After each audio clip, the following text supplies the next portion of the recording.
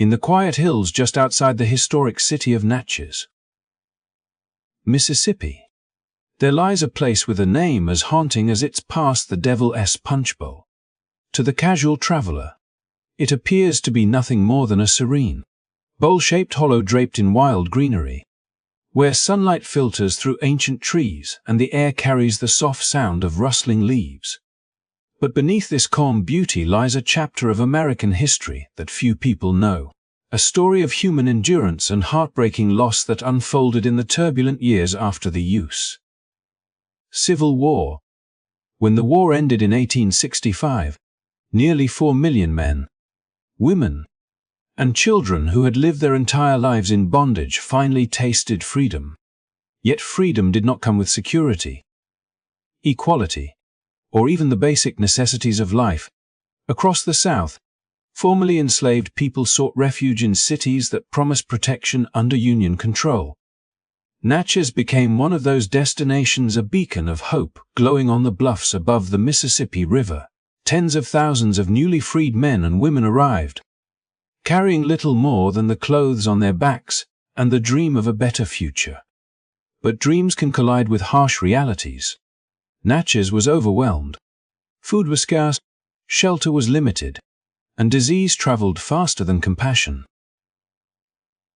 Union authorities, unsure of how to manage the sudden influx, created what became known as contraband camps, makeshift settlements meant to house the refugees.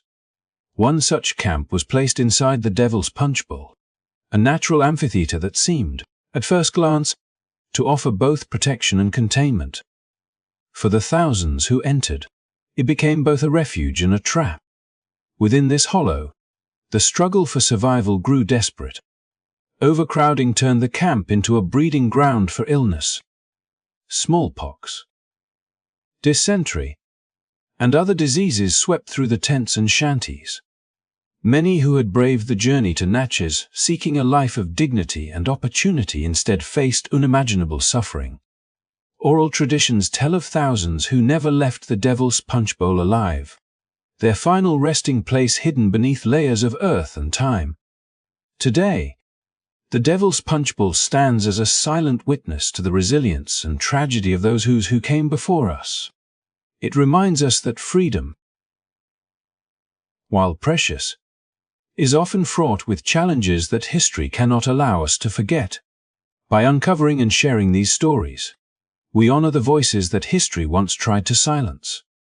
If you find value in exploring these powerful yet often overlooked chapters of our past, please support this journey by liking this video and subscribing to the channel.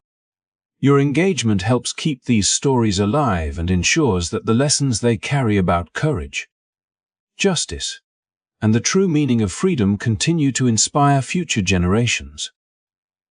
Together, we can shine a light on the hidden corners of history that deserve to be remembered. The end of the Civil War brought with it a promise that seemed almost too good to be true. In 1863, President Abraham Lincoln issued the Emancipation Proclamation, declaring that enslaved people in the rebelling states were free. 2 years later, the 13th Amendment cemented that freedom into the very foundation of the United States Constitution, abolishing slavery once and for all. Across the country, bells rang and church choirs sang, and for millions of African American men, women, and children, generations of bondage had finally come to a legal end. Yet as the sound of victory faded and the smoke of war cleared, the harsh reality of life after slavery emerged, a reality far more complicated and dangerous than the simple words of law could protect them from. Freedom, as it turned out, was not a shield against hatred or a guarantee of safety.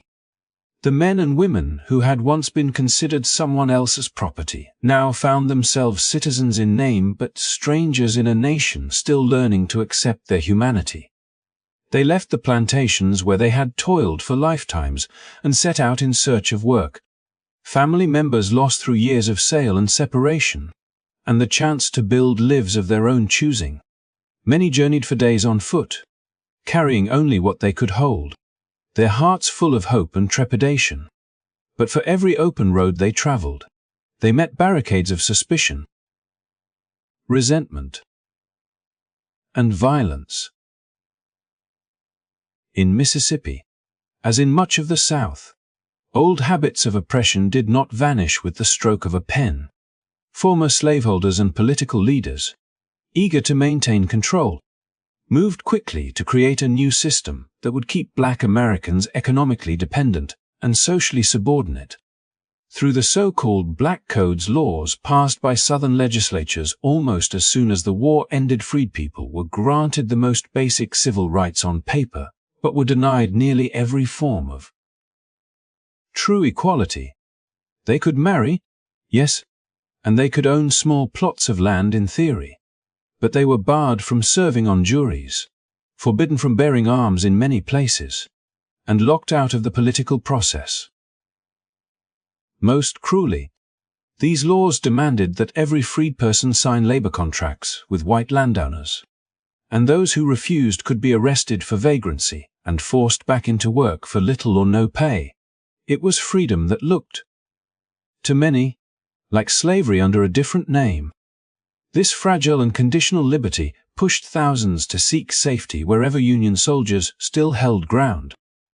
Natchez, with its commanding view over the Mississippi River and its reputation as a place of Union authority, became one of the most significant magnets for those seeking a fresh start. Families came in droves, not because they believed the journey would be easy, but because they hoped that within the shadow of the Union flag they might find something closer to justice. From surrounding plantations and neighboring counties they arrived, men carrying the scars of forced labor, women clutching children born in chains, elders who had prayed their whole lives for the moment of release. Their numbers swelled beyond the city's capacity, turning the streets and riverbanks into a temporary refuge for a people desperate for both safety and the dignity of self-determination. The Union authorities, themselves unprepared for such an overwhelming migration, tried to manage the humanitarian crisis with what resources they had. They set up contraband camps, so named because in the early years of the war, enslaved people who fled to Union lines were classified as contraband of war, property seized from the enemy.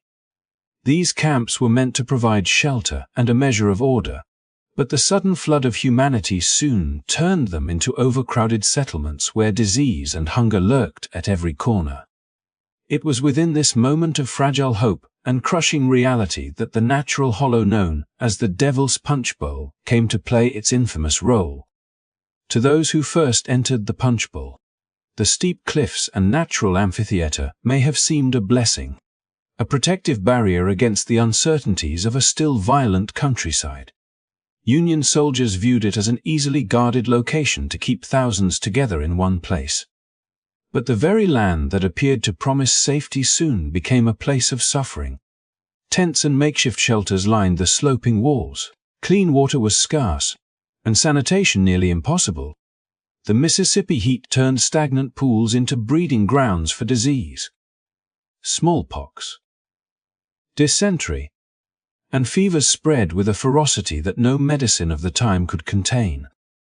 Men and women who had survived the brutalities of slavery found themselves once again fighting for their lives, not against the whip or the auction block, but against invisible enemies of contagion and deprivation.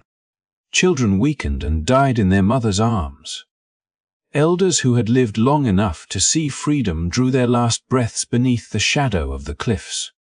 Oral histories would later speak of mass graves within the Punchbowl, places where thousands were laid to rest without marker or monument. Their names lost, but their suffering forever part of the land. The promise of freedom had not been a lie, but it was incomplete. Laws could abolish chains, yet they could not immediately undo generations of prejudice, nor could they provide the resources, protection, and compassion that true liberty requires. The Devil's Punchbowl stands as a haunting testament to that painful gap between legal emancipation and the reality of life for those newly freed. It reminds us that the struggle for equality did not end with the Civil War's final battle. It merely entered a new and often hidden chapter.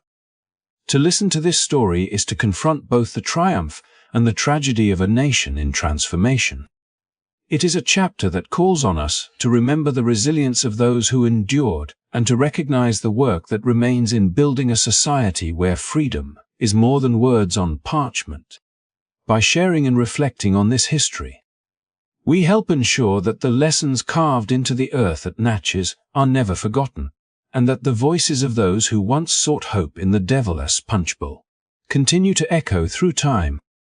As the echoes of cannon fire faded and the smoke of the Civil War lifted, a fragile sense of possibility seemed to settle over the South. The Union had triumphed, and with the Emancipation Proclamation and the 13th Amendment, the nation had struck down the institution of slavery that had defined it for centuries.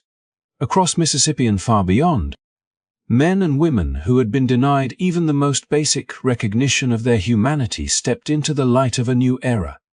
They carried with them the hope that freedom meant more than the absence of chains, that it would bring the chance to build homes of their own, reunite families long torn apart by the auction block, and finally claim the dignity that had always been theirs by birthright.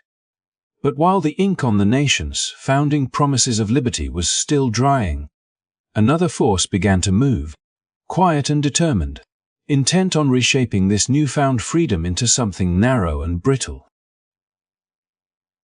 Southern leaders, many of them former slaveholders and Confederate officials, recognized that their old way of life had been legally shattered. Yet they refused to relinquish the power and privilege it had afforded them. If the law no longer allowed them to own human beings, they would use the law in another way, to control the lives of those who had only just begun to taste independence. With legislatures reconvening under the uncertain guidance of President Andrew Johnson's lenient Reconstruction policies, state houses across the South became laboratories for a new kind of oppression. The result was a web of rules and statutes that would come to be known as the Black Codes, laws that wore the mask of civil order while quietly stripping freedom of its substance. On paper, these codes appeared to grant African Americans certain rights. They could marry legally, own small pieces of property, and enter into contracts. To the casual observer, these provisions might have seemed like the first steps toward equality, a gesture of progress in a region struggling to reconcile its past with its future. Yet buried in the fine print was a darker reality.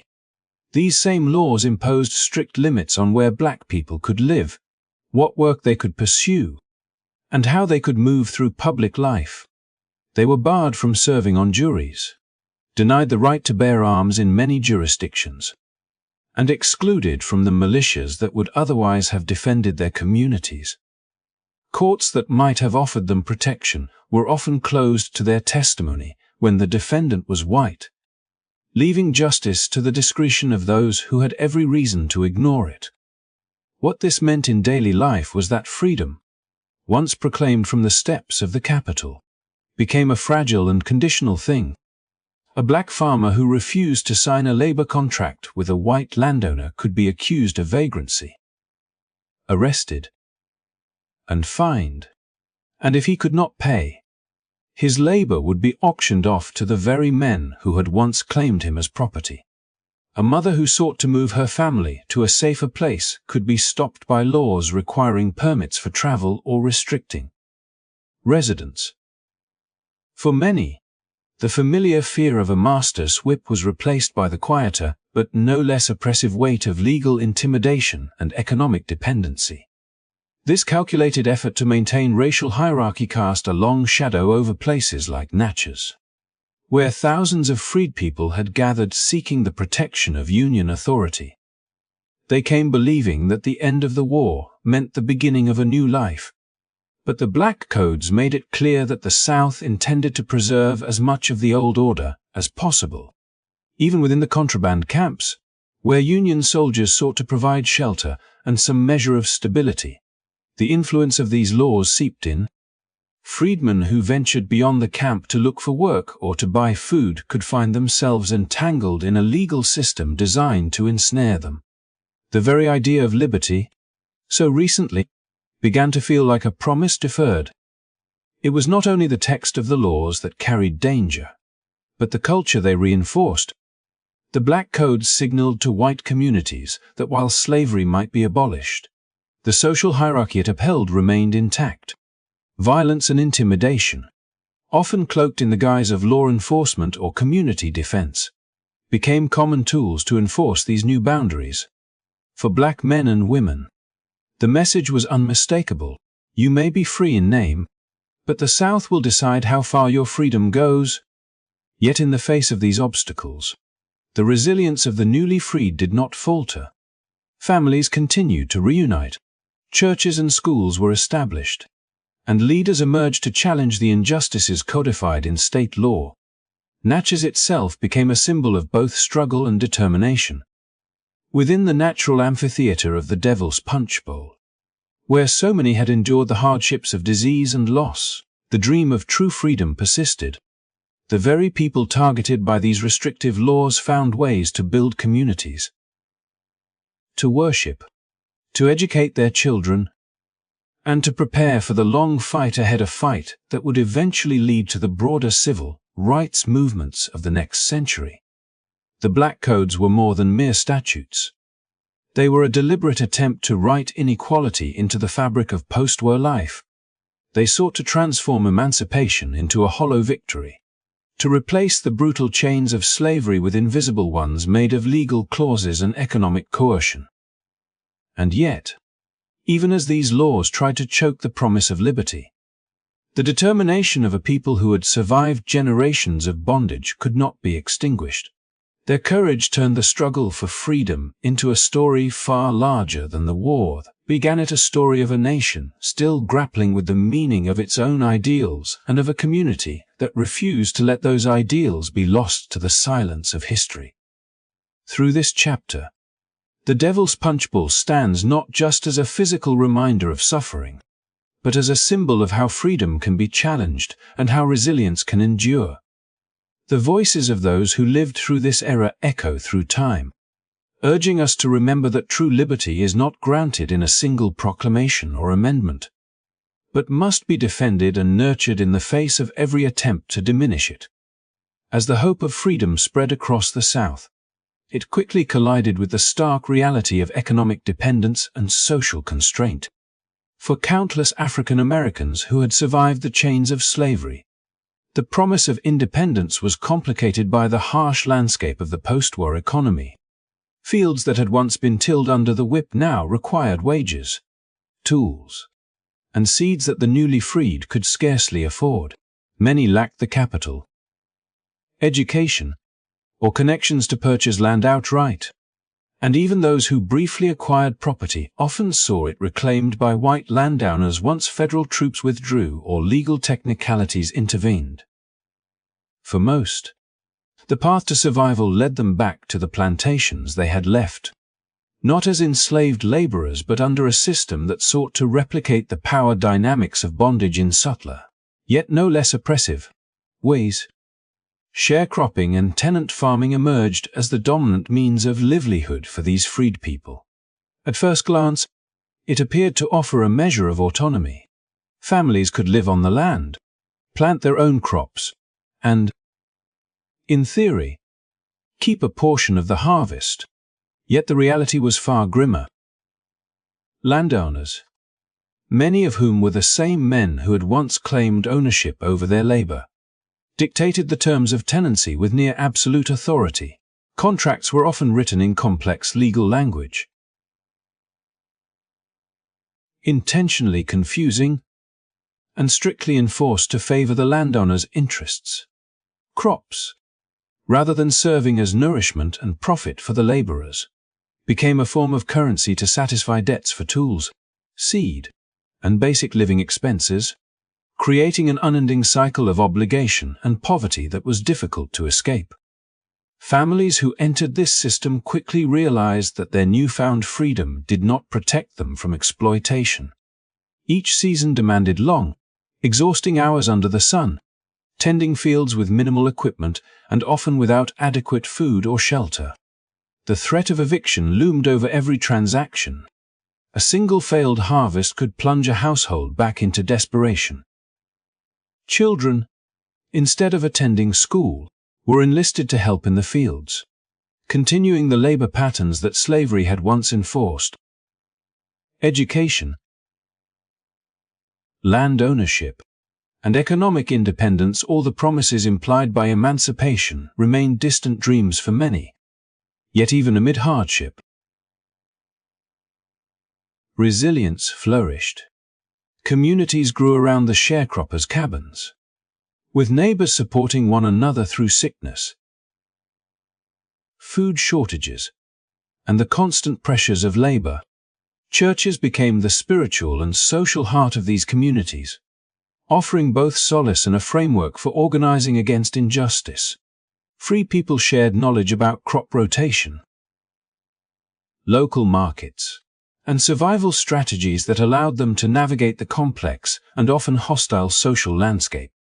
These networks were lifelines, a testament to the ingenuity and determination of people who refused to surrender their hope, even when the system seemed designed to suppress it. The intertwining of economic oppression with legal restrictions made escape from this cycle nearly impossible. Black codes and later Jim Crow laws reinforced the sharecropping system by criminalizing minor infractions, restricting movement, and limiting access to justice. Free people were legally obligated to follow contracts that often amounted to indentured labor. Those who resisted faced fines, imprisonment, or forced labor, mirroring the coercion of slavery under a new guise. The social hierarchy remained intact, ensuring that white landowners retained control not only over the land, but over the very lives of those who worked it. The personal stories emerging from these fields reveal both the severity of these challenges and the extraordinary resilience of the freed people who endured them. A young woman might rise before dawn to milk cows and tend vegetables while her siblings prepared for school, only to spend the afternoon hoeing cotton under the blistering sun, yet still gather at night to study by candlelight in the small cabin she shared with her family. A man who had once labored under the overseer's lash might now carry the weight of negotiating contracts, balancing the needs of his children against the demands of a landowner who remembered him as property rather than a human being. Every day was a negotiation, every harvest a test of endurance and ingenuity. This system also produced a subtle but profound form of cultural preservation. Free people found ways to assert their dignity and humanity, weaving traditions, stories, music, and faith into daily life despite the economic pressures. The rhythms of work in the fields, though arduous, were accompanied by songs that carried messages of hope and resistance, tales of ancestors, and the quiet determination to endure in sharing knowledge and maintaining cultural practices. These communities created invisible threads of solidarity that would strengthen their identity across generations. At the same time, the presence of former slaves on the land stirred resentment and hostility among white landowners and neighbors. The very act of asserting a right to work and live independently, to reap a portion of the fruits of one's labor, was seen as a threat to the old social order. Threats, intimidation, and occasional violence reinforced the system's inherent inequities, making each day a careful balance of survival and assertion of dignity.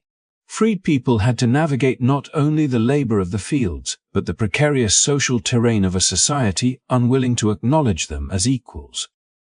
Yet it is in this struggle that the enduring power of resilience becomes clear. The freed people who labored as sharecroppers were not merely passive victims of circumstance. They were active participants in shaping their lives within the constraints imposed upon them. They nurtured families, built communities, established schools, and laid the groundwork for future generations to seek justice and equality. The fields they worked became a classroom in endurance, a testament to human tenacity in the face of systemic oppression. The story of sharecropping in post-war Mississippi, particularly in and around Natchez, is inseparable from the broader tale of freedom's incomplete promise. While laws abolished chains and declared liberty, the realities of economic exploitation and social subjugation persisted, testing the limits of resilience and determination. By understanding this chapter, we gain insight into how freedom can exist on paper yet remain constrained in practice, and how courage, community, and resourcefulness can sustain hope even when the world around seems designed to suppress it. In the struggle of the sharecroppers, the enduring human desire for dignity and self-determination shines through, reminding us that the pursuit of justice is never limited to a single generation or a single battlefield. In the wake of the Union victories along the Mississippi River, news traveled fast through the countryside, carrying a message that had the power to ignite hope in the hearts of those who had endured generations of oppression. In places under Union control, there might be safety, work, and a chance to rebuild lives shattered by slavery. Natchez, perched above the river and largely spared from the direct devastation of war, became a beacon for those seeking refuge, a city whose streets would soon bear witness to a flood of humanity unlike anything it had experienced before. Freed people arrived by foot, on wagons, and sometimes by riverboats, traveling from plantations and villages across Mississippi and even beyond, following the promise of protection offered by Union forces stationed there. The journey was perilous, fraught with uncertainty, yet the pull of hope outweighed the fear, compelling families to risk everything for the chance to live as free people. By the time the first waves of refugees reached Natchez, the city's population was a shadow of what it would soon become. Local records suggest that before this migration, the town was home to just a few thousand residents, with white citizens outnumbering free black individuals. But with tens of thousands of freed people arriving in a matter of months, the demographics shifted dramatically, transforming the city overnight into a bustling hub of desperation and resilience. Streets that had once been quiet now thrummed with the voices of families seeking shelter, food, and information about relatives separated by slavery. Children clung to mothers' skirts while elders leaned on canes, their eyes scanning the unfamiliar landscape for signs of safety. The city's infrastructure, never designed to support such a sudden population surge, strained under the pressure, and the Union authorities found themselves scrambling to provide even the most basic necessities. The Union Army, committed in principle to aiding the newly freed, struggled to manage the sheer volume of people arriving daily. Officers attempted to organize work programs, hoping to place able-bodied men on government-run plantations or enlist them in the army to contribute to the ongoing war effort, while women and children were directed toward makeshift shelters and rudimentary schools. But the ideal of orderly assistance collided with reality. Resources were scarce, tents were inadequate, and disease began to spread in the crowded quarters. Despite these challenges, the free people pressed on, determined not to let their circumstances dictate the limits of their freedom. They built communities within the city, sharing food when possible, trading knowledge of safe places to stay, and offering mutual protection against both environmental hazards and human threats from a society still rife with racial hostility. The sheer scale of the migration also revealed a deeper truth about the complexities of post-war freedom. Many of those arriving in Natchez were not just recently liberated individuals. They were families who had risked flight for years, navigating networks of safe houses, secret trails, and sympathetic allies. They brought with them stories of survival, loss, and resilience. And as they congregated in Natchez, these narratives wove together to form a living tapestry of shared struggle. The city, unable to anticipate the influx, became a crucible in which the ideals of liberty were tested against the harsh realities of logistics, disease, and societal prejudice. Union authorities did what they could to manage the crisis, Contraband camps, so called because of the early wartime practice of treating escaped enslaved people as contraband of war, were established to provide temporary shelter and a semblance of organization. These camps, however, were quickly overwhelmed, and conditions deteriorated as more and more families arrived.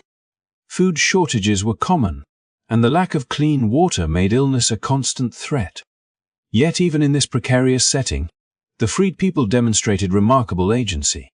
They organized informal schools, maintained personal gardens where possible, and devised strategies to protect children and the elderly from exposure and harm. Their determination to sustain life, even under duress, became a quiet form of resistance against the social and environmental forces arrayed against them. Among the newcomers were men who had fought for the Union and women who had once labored under the lash of plantation overseers. All united by the desire to reclaim agency over their lives, the city streets became a crossroads of experience, knowledge, and culture, as diverse groups from different regions converged, bringing with them dialects, culinary traditions, songs, and customs. Natchez was transformed into a vibrant, if chaotic, microcosm of a society in transition, reflecting both the promise of freedom and the lingering scars of oppression. Yet the rapid swelling of Natchez also highlighted a sobering reality: freedom without infrastructure, protection, or economic opportunity could quickly become another form of vulnerability. The city could not support everyone who arrived, and those left on the margins, often the sick, the elderly, or families without skills easily transferable to available work, faced a daily struggle for survival. Disease claimed lives, malnutrition weakened bodies, and the constant pressure of uncertainty tested spirits.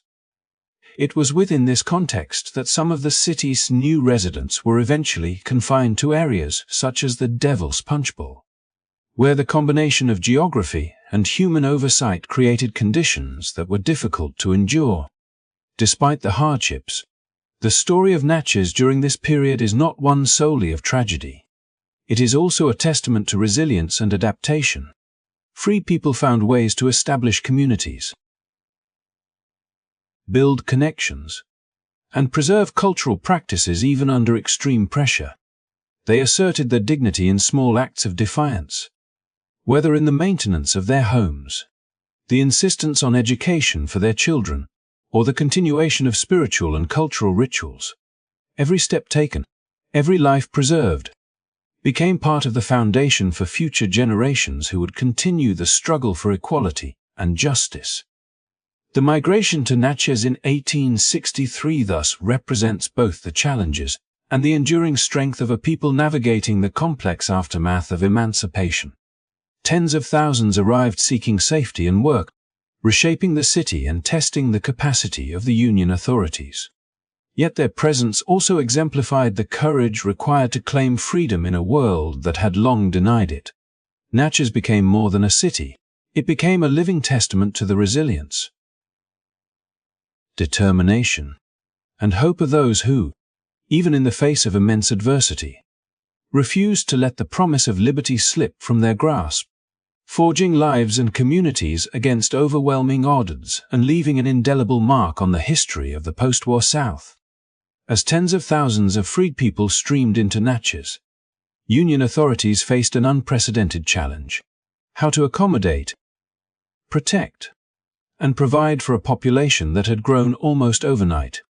The idealistic vision of a well-organized network of shelters, schools, and employment programs quickly collided with the harsh realities of wartime logistics.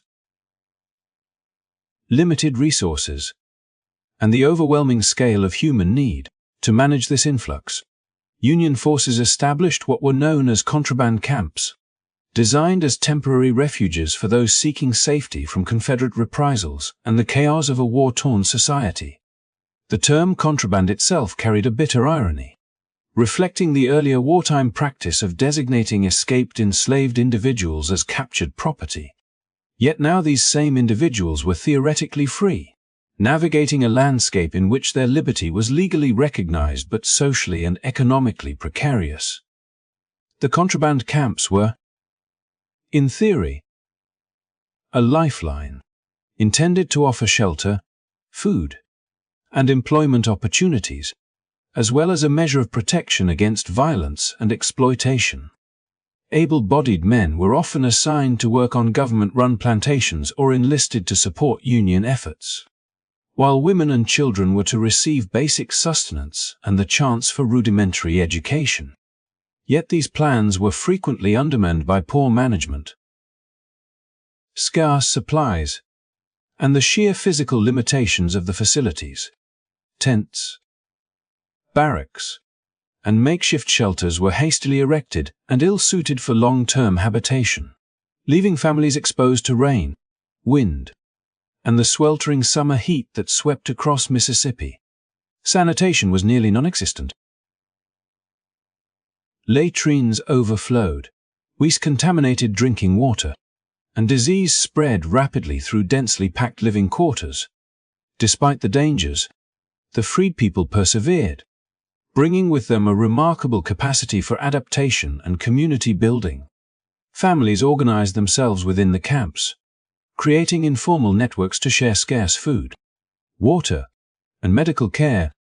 Parents improvised educational spaces for children, teaching literacy and numeracy when the promised northern teachers failed to arrive.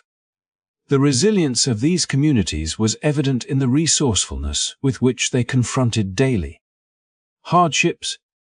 Gardens were cultivated wherever patches of soil allowed, and improvised shelters were constructed to provide some protection from both the elements and the hazards of overcrowding. In these small acts, the camps became more than just holding areas. They became temporary sanctuaries in which the freed people exercised agency and maintained cultural cohesion despite the oppressive conditions around them. However, the environment of the contraband camps was unforgiving. Overcrowding and inadequate nutrition created conditions ripe for the rapid spread of infectious diseases, including smallpox, dysentery, and typhoid fever. The Union Army, stretched thin and ill-prepared for a humanitarian crisis of this magnitude, struggled to contain outbreaks or provide medical care, and mortality rates were tragically high, even within these camps. Freedom was complicated by the constraints of survival. Individuals were expected to work under strict supervision, often in physically demanding conditions, while also managing the care of children, the elderly, and the sick. The burden of daily life was immense. Yet the people within these camps persisted, holding on to the fragile promise of liberty that had brought them to Natchez in the first place. The social dynamics within the camps were equally complex. Freed people were not the only residents. Some white refugees displaced by the war also sought shelter within these temporary facilities, often receiving preferential treatment in terms of rations and access to labor opportunities. This disparity further complicated relations and underscored the broader societal inequities that persisted even under Union control. Nevertheless, African Americans in the camps forged strategies to assert their autonomy, whether through self-organization, sharing protective knowledge about disease prevention, or maintaining cultural practices that affirmed identity and dignity. In many cases, survival depended not only on physical endurance, but also on the ability to navigate these intricate social hierarchies and maintain cohesion in the face of constant stress and uncertainty. Historical accounts suggest that the contraband camps, while intended as instruments of protection and opportunity, became sites of both tragedy and resilience. Children fell ill and sometimes died before reaching the age of schooling, while adults faced relentless labor and the constant pressure to provide for their families in an environment that offered few resources and little security. Yet within these same spaces, stories of courage and ingenuity flourished. Families salvaged remnants of supplies to create makeshift clothing, shared knowledge of medicinal plants to combat fever, and devised systems to ensure the safety of the most vulnerable. The camps, though grim and overburdened, provided a framework in which African Americans could begin to exercise the very freedoms that had been legally granted but practically elusive. The legacy of the contraband camps extends beyond the immediate hardships of the Civil War. They illustrate the paradox of emancipation. Freedom could be declared on paper, yet without adequate support, infrastructure, or social recognition. The newly liberated faced a precarious existence fraught with disease, hunger, and systemic discrimination. For the tens of thousands who passed through Natchez, these camps were both a refuge and a crucible, testing endurance and resourcefulness, forging communal bonds, and shaping a resilient culture that would carry forward into the Reconstruction era and beyond. By examining the experiences of those who lived in these camps, we gain a deeper understanding of what freedom truly entailed for African Americans in the immediate aftermath of slavery. It was not simply the absence of chains. It was the challenge of securing shelter, sustenance, education, and safety in a world that had long denied them these basic rights. The contraband camps, with all their imperfections, were spaces where the promise of liberty intersected with harsh realities, revealing both the vulnerabilities and the extraordinary resilience of a people determined to claim their place in a society that had long sought to exclude them. These camps, overcrowded, unsanitary, and disease-ridden though they were, became stages upon which the enduring human spirit was tested and, in many, prevailed. In the sweltering heat of Mississippi, as the freed people poured into Natchez in search of safety and the promise of a new life, the contraband camps, intended as sanctuaries, became something far more harrowing than anyone could have anticipated. The sheer number of people arriving in a city unprepared for such an influx created conditions that were not only chaotic but tragically fertile for disease. Tents and makeshift shelters, often erected on uneven ground with little ventilation, provided scant protection from the oppressive summer sun and relentless rains that transformed the camps into quagmires of mud and stagnant water. Sanitation was almost non-existent. Drinking water drawn from nearby sources was frequently contaminated, and the close quarters allowed infections to spread rapidly, unchecked by any coordinated medical intervention. Smallpox, measles, dysentery, and other illnesses moved through the camps with devastating efficiency, leaving families decimated and communities in mourning.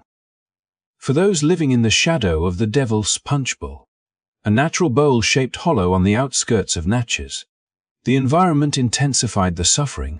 The terrain itself, steep and enclosed, trapped heat and humidity, creating conditions that were oppressive even for the healthy.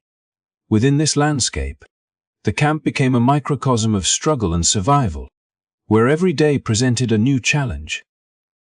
Freed people, many of whom had endured the brutality of slavery, now confronted a different kind of horror, a battle against disease, exhaustion, and inadequate shelter that threatened their very existence. Children, already weakened by malnutrition and previous hardships, succumbed to fever and infections at alarming rates, while adults, burdened by the care of their families and the physical demands of camp labor, often found themselves too weakened to continue.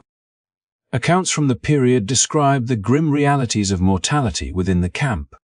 Bodies of the deceased were frequently buried in hastily dug mass graves, sometimes within the Devil's Punchbowl itself, where the natural contours of the land created depressions suitable for such burials. The scenes were harrowing. Men and women who had survived the horrors of slavery now facing death not at the hands of a master, but from the relentless forces of disease and environmental neglect. These mass graves, often unmarked and undocumented, became silent witnesses to a tragedy that has been largely forgotten in mainstream historical narratives. The loss of life was staggering, and for every individual recorded, countless others disappeared without mention, leaving behind only the faintest trace of their existence in the collective memory of those who survived. Despite the overwhelming adversity, the freed people of Natchez displayed remarkable resilience and ingenuity. They sought to protect themselves and their families from the spread of disease, sometimes crafting rudimentary isolation spaces within the crowded camps, boiling water when fuel allowed, or relying on traditional remedies and knowledge passed down through generations. Mothers and elders became the first line of defense against the invisible enemy, tending to the sick with what little resources they had, while simultaneously maintaining hope and a semblance of normalcy for children in the midst of chaos. Communities formed spontaneously, with individuals sharing scarce food, pooling labor for collective tasks, and providing emotional support to one another in ways that defied the oppressive circumstances.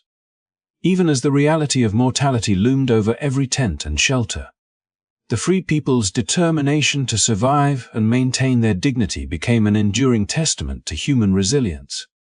They carried with them not only the memory of suffering under slavery, but also a profound understanding of survival in the face of new and unforeseen challenges. Each act of care, each effort to preserve life and family structure, became a quiet form of resistance against the conditions imposed by circumstance. A declaration that even in the most dire of situations, their humanity would not be erased. Historical records and oral histories suggest that the scale of death within these camps has been difficult to quantify, partly due to the chaotic nature of the post-war environment, and partly because of the deliberate neglect and erasure of such events in mainstream accounts. Estimates vary, and much remains uncertain, but the consistent pattern is undeniable. Disease, overcrowding, and inadequate provisions led to widespread loss of life among the very people the camps were designed to protect. The natural enclosure of the Devil's Punchbowl, once a picturesque landscape, became a grim backdrop to these human tragedies, a place where the line between survival and death was starkly drawn, and where the hopes of newly freed individuals were cruelly tested by forces beyond their control. The story of the Natchez contraband camp and the tragic events within the Devil's Punchbowl illuminates a critical aspect of post-emancipation history. Freedom in law did not automatically translate to safety, opportunity, or health.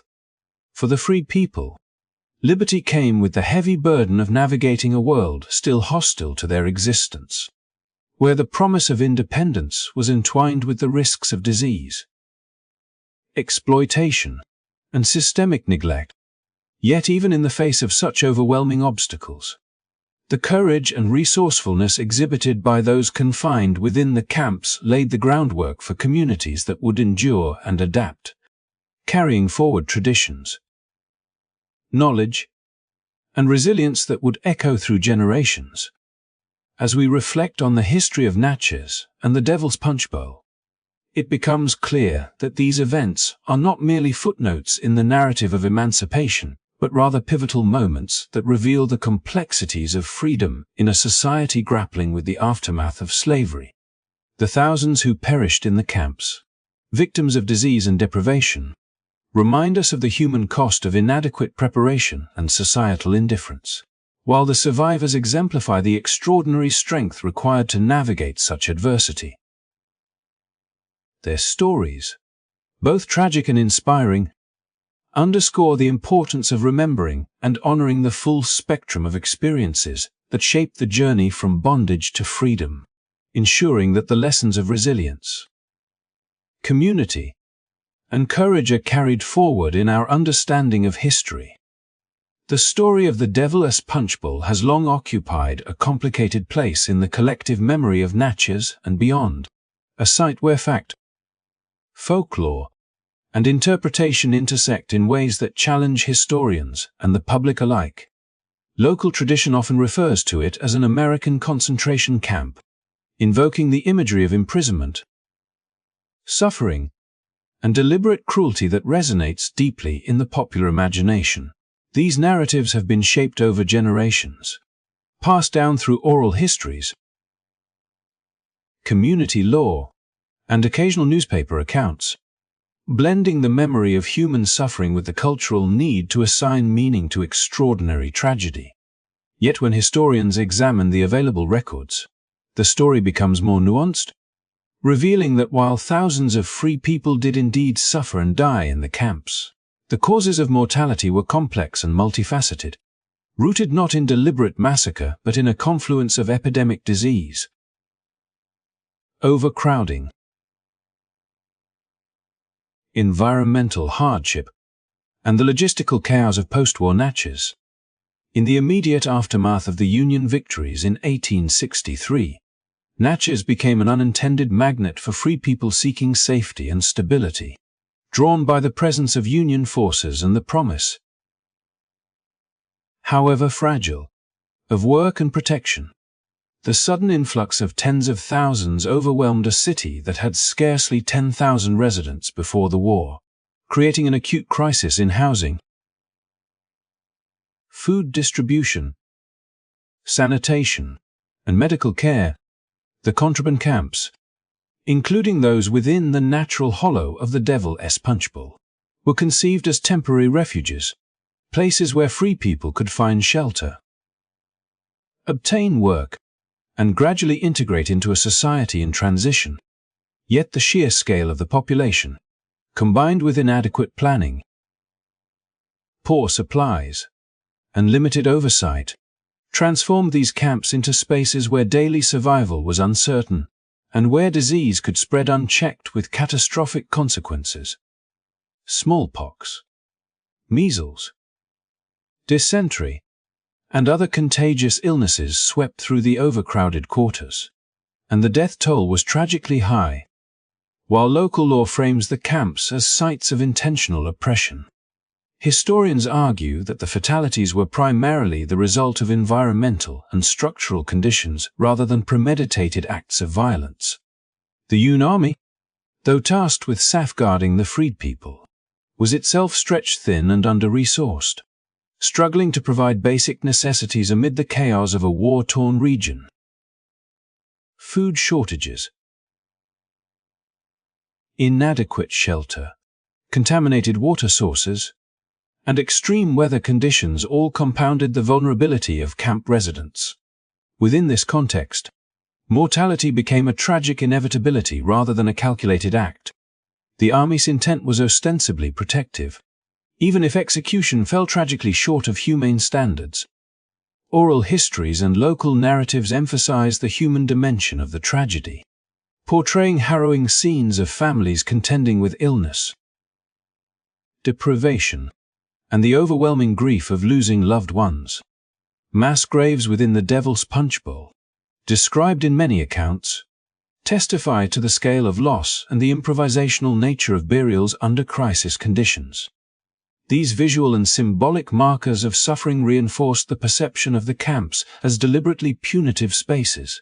Yet the historical record complicates that picture, showing that the high mortality rates were mirrored in other refugee and contraband camps across the South, where white and black residents alike suffered from epidemics, scarcity, and disorganization. The tension between folklore and historical analysis underscores the complexity of interpreting post-Civil War events. On one hand, the narratives passed down through generations capture the lived experiences of freed people, reflecting their fear, grief, and resilience in the face of extreme adversity. These accounts are vital for understanding the psychological and cultural impact of emancipation in a society still structured by racial hierarchies and economic exploitation. On the other hand, scholarly inquiry seeks to contextualize these experiences, examining administrative records, correspondence, and demographic data to understand the mechanisms that produced such high mortality, emphasizing structural failures over intentional harm. This dual perspective does not diminish the human suffering endured in Natchez, but rather situates it within a broader framework that explains why such tragedies occurred, and why they have been remembered in such charged terms. Importantly, the Devil's Punchbowl narrative reveals the broader paradox of freedom during this period. Legal emancipation provided African Americans with liberty on paper, but the practical realities of post-war life scarcity, disease, violence, and systemic racism often meant that survival itself required extraordinary resilience. In camps, free people had to navigate a precarious existence, balancing labor, health, and family care under conditions of uncertainty. Children were particularly vulnerable, often succumbing to preventable illnesses that spread rapidly in overcrowded quarters, while adults faced relentless physical and emotional demands. Yet even in the midst of suffering, these communities displayed remarkable ingenuity, developing informal social networks, sharing scarce resources, and preserving cultural practices that affirmed identity and dignity. The question of whether the Devil's Punchbowl constituted a deliberate site of oppression or a tragic consequence of mismanagement continues to provoke debate. But the answer need not diminish the significance of the events that occurred there. Regardless of intent, the combination of overcrowding, disease, environmental hardship, and systemic neglect created a space of intense human suffering, one that profoundly shaped the lives of those who survived and left an indelible mark on collective memory. The camps serve as a stark reminder that the promise of freedom requires not only legal recognition but also practical support and social structures capable of safeguarding human life and dignity. Ultimately, the story of the Devil's Punchbowl illustrates the complexity of post-emancipation history, a period in which liberty and vulnerability were intertwined in ways that challenge both the freed people and the institutions meant to protect them. By examining the interplay of disease, environment, and human resilience, we gain a more nuanced understanding of why local law frames the site in such dark terms, while historical scholarship provides context that clarifies the causes of mortality. The tragedy lies not solely in intent but in consequence, and the lessons of Natchez resonate far beyond the 1860s, reminding us of the ongoing necessity to examine history critically, honor lived experiences, and recognize the extraordinary resilience of communities navigating profound upheaval. In remembering the Devil's Punchbowl, we confront both the limits of human planning and the enduring strength of those who endured its trials. A story of suffering and survival that challenges us to reflect on the complex realities of freedom, responsibility, and memory in American history. Even as historical records attempt to catalogue and analyze the events that unfolded in Natchez during the tumultuous years of Reconstruction, the most vivid traces of that time often survive not on paper, but in the whispered stories passed down through generations. Oral traditions that carry with them the weight of memory, trauma, and warning. Among these, one of the most striking is the cautionary advice given by local elders to never eat the peaches that grow in certain areas near the Devil's Punchbowl. Fruit that, while seemingly ordinary and sweet, is said to have taken root over the mass graves of those who perished in the refugee camps. This practice of remembrance, of connecting the natural landscape to human loss, underscores how trauma is embedded not only in historical analysis, but in the very fabric of communal memory, where stories serve both to educate and to memorialize, ensuring that the suffering of ancestors is neither forgotten nor repeated. These oral histories carry an immediacy and intimacy that written records cannot replicate, reflecting the lived experiences of free people and their descendants, capturing the fear, grief, resilience, and moral consciousness that permeated a community navigating the violent aftershocks of emancipation. The warnings about peaches are emblematic of a larger pattern. In the post-war South, every element of daily life from the land on which families lived to the rituals of planting and harvesting was intertwined with the legacy of violence and oppression. Freed people had escaped the physical chains of slavery only to confront the invisible chains of prejudice, poverty, and the systemic failure of institutions that were ill-prepared to support them. The Devil's Punchbowl, with its natural contours that created a bowl-like enclosure, became both a literal and figurative landscape of suffering, a place where survival depended on vigilance, adaptability, and community solidarity. The fruit trees that grew over unmarked graves became symbols of remembrance, haunting yet instructive, reminding successive generations of the cost of freedom and the fragility of life in the face of disease, neglect, and human indifference. Within these oral narratives, the acts of remembering serve multiple purposes. They preserve the identity and history of those who endured the camps, offering context and continuity in communities that were otherwise subject to social and economic erasure. They also provide moral guidance, warning younger generations of the dangers that once existed and the consequences of ignoring history's lessons. In essence, the peaches and other markers of the Devil's Punchbowl become mnemonic devices, material cues tied to storytelling that bridge past and present, ensuring that collective memory is both tactile and resonant. Through these stories, the hardships endured by free people, the disease, the overcrowding, the inadequate food and shelter, and the constant threat of violence are rendered tangible, personalized, and impossible to ignore. The broader trauma of Reconstruction is embedded in such traditions because the experiences of freed people were not isolated events.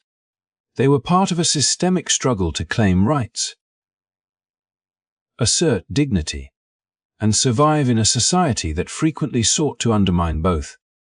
The Devil's Punchbowl, in this sense, exemplifies the contradictions of emancipation.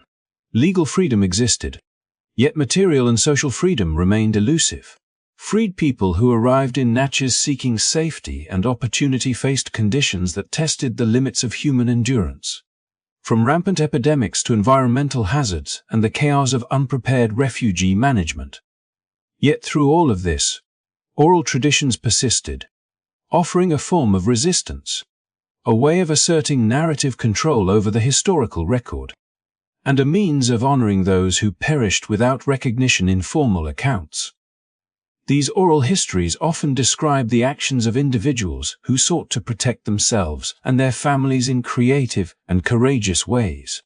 Even amid overwhelming hardship, some accounts tell of mothers who taught their children to avoid certain areas, elders who imparted survival knowledge through coded warnings, and neighbors who looked after one another when official structures failed. The warnings about peaches thus operate on multiple levels, as cautionary tales about physical danger, as moral allegories about respect for the dead, and as communal rituals that maintain cohesion and identity in the face of adversity. In a world where official records often minimized or ignored Black suffering, these narratives became essential tools for cultural survival, preserving a sense of history that could not be erased. Moreover, the persistence of these oral traditions reveals how trauma can shape collective memory, influencing behavior, beliefs, and social norms long after the immediate events have passed.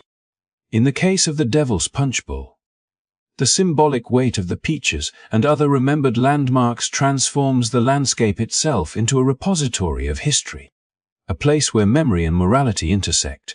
Descendants of freed people continue to recount these stories, not merely as relics of the past but as active components of identity. Ethical instruction and communal responsibility, ensuring that the lessons of Reconstruction, the fragility of freedom, the necessity of vigilance, and the imperative to honor those who suffered remain vivid and instructive. The intertwining of natural space, oral history, and collective memory underscores the broader lesson of Natchez and the Devil's Punchbowl, that historical truth is often lived and remembered through the stories we tell, the warnings we pass on, and the rituals we maintain. It is in these intangible acts of remembrance that the voices of the past endure, shaping perceptions of justice, resilience, and human dignity. While scholars debate the precise numbers, causes, and circumstances surrounding the deaths in the camps, the oral traditions provide an indispensable complement to formal records, capturing the emotional and moral dimensions of a tragedy that cannot be quantified by statistics alone. Ultimately, the legacy of the Devil's Punchbowl and the stories associated with it highlight the enduring importance of memory, the power of narrative, and the human need to confront and understand suffering. By listening to these oral traditions, we gain insight not only into the historical realities of post-emancipation Natchez, but also into the ways in which communities process trauma, preserve identity, and educate future generations. The warnings about peaches, seemingly simple at first glance, carry profound significance. They are reminders of the past, markers of survival, and symbols of resilience, ensuring that the memory of those who endured and perished is never forgotten, and that the lessons of Reconstruction remain alive in the hearts and minds of those who come after. As we reflect on the history of the Devil's Punchbowl, it becomes clear that the story is far more than an isolated episode in the aftermath of the Civil War. It is a lens through which we can examine the profound gap between legal freedom and the lived realities of African Americans during Reconstruction. The Emancipation Proclamation and the 13th Amendment marked the end of slavery on paper.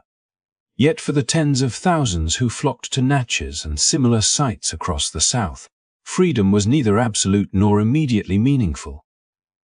The camps, often overwhelmed,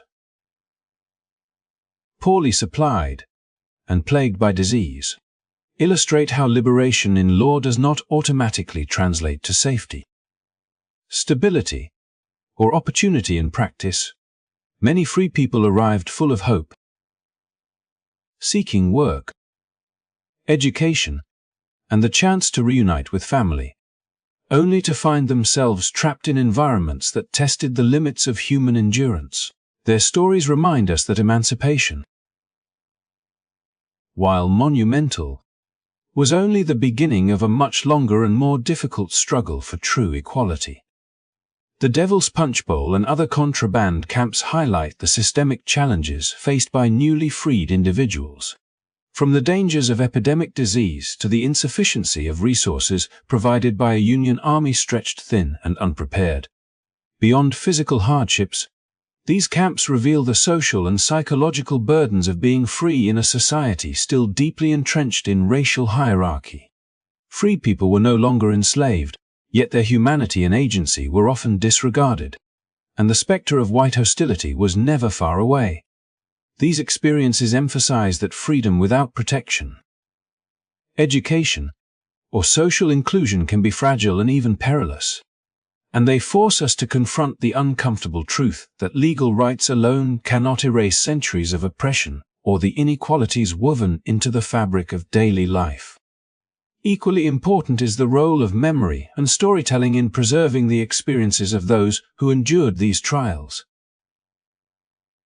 Oral traditions, local law, and the stories passed down through generations serve as critical conduits of historical knowledge, reminding us of the human cost behind the statistics and legal documents. Warnings about peaches growing over the mass graves, recollections of families struggling to survive, and tales of ingenious survival strategies all convey lessons about resilience, dignity, and the importance of honoring the past. These narratives help bridge the gap between abstract historical events and lived experience, offering a deeply personal perspective on the realities of Reconstruction that formal histories sometimes fail to capture. The broader lesson here is not only historical but moral.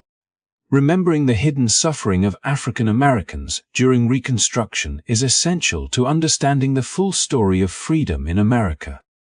The tragedies of the Devil's Punchbowl and similar camps compel us to acknowledge that the path to equality has never been linear or guaranteed, and that every step forward in the legal or social domain is the result of struggle, advocacy, and perseverance. By recognizing the hardships endured, the ingenuity employed to survive, and the resilience of communities navigating this treacherous landscape, we gain a richer, more empathetic understanding of what it truly meant to be free in a society still grappling with the legacies of slavery. At the same time, this history challenges us to examine how memory is constructed and transmitted. The stories of suffering, survival, and ingenuity preserved in oral tradition remind us that history is not only recorded in archives and textbooks, but also carried in the hearts, minds, and practices of communities. The act of remembering, the telling of stories, the passing down of warnings, the maintenance of rituals becomes a form of resistance against erasure, ensuring that the lessons of the past continue to inform our present and future. These narratives teach us empathy, vigilance, and the importance of safeguarding human dignity, emphasizing that progress requires both legal action and the active cultivation of social justice. Moreover, the Devil's Punchbowl serves as a symbolic reminder of the resilience of the human spirit. Despite unimaginable hardship, the freed people of Natchez and other refugee camps found ways to survive, to care for one another, and to maintain hope even when circumstances seemed hopeless. Their endurance illustrates that the pursuit of freedom and equality is not merely a legal or political struggle. It is a deeply human one, shaped by courage, creativity, and the unyielding desire for self-determination. By studying these stories, we are not only preserving history but also drawing inspiration for how to confront injustice, inequality, and adversity in our own time. As we conclude this reflection, it is important to remember that the Devil's Punchbowl is more than a historical site. It is a testament to the complex realities of emancipation, a space where legal freedom met human vulnerability, and where hope and tragedy coexisted in stark relief. By engaging with these stories, we honor the lives lost, recognize the suffering endured, and acknowledge the resilience that enabled so many to survive against the odds. The lessons embedded in this history call on us to remain aware of the ongoing struggle for equality, to question narratives that obscure suffering, and to ensure that the stories of marginalized communities are neither forgotten nor minimized. Thank you so much for joining us on this journey into a lesser-known chapter of American history.